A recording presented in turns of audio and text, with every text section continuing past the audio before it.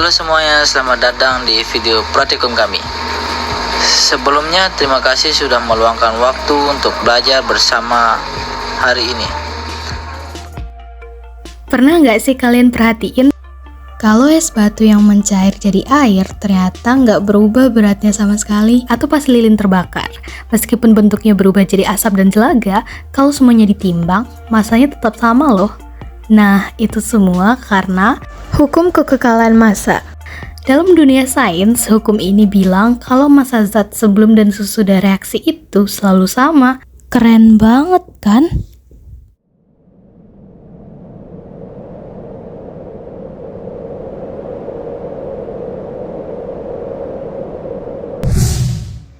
Oke, sekarang kita akan menuju lab virtual kita di mana kita akan melakukan praktikum atau eksperimen untuk membuktikan teori dari hukum kekekalan massa ini.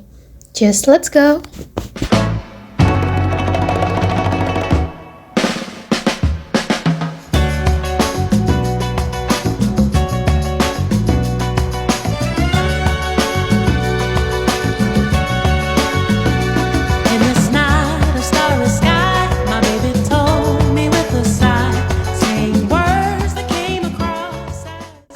Pertama yang perlu kita lakukan adalah menimbang massa awal tiap larutan termasuk massa air pelarut. Data ini kita perlukan untuk menjadi perbandingan di akhir eksperimen ya, jadi ini perlu kita catat.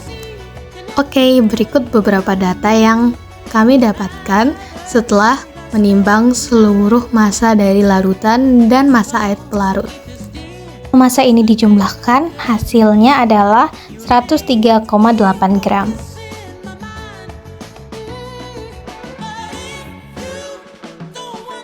Sekarang kita masuk ke tahap percampuran reagen di mana HCl dan NaOH akan dicampur lalu diaduk menggunakan pengaduk kaca. Lalu kita perhatikan reaksi yang terjadi.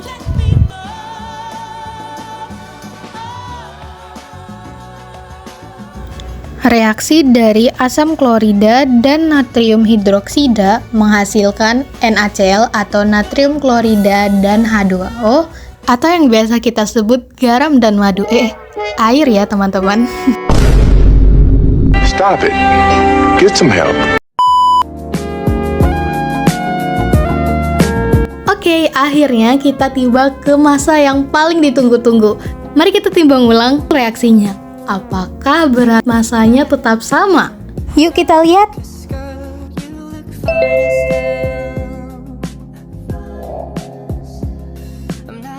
Jadi teman-teman, dapat dibuktikan meskipun zat yang bereaksi mengalami perubahan bentuk dan susunan, massa total larutan tidak berubah.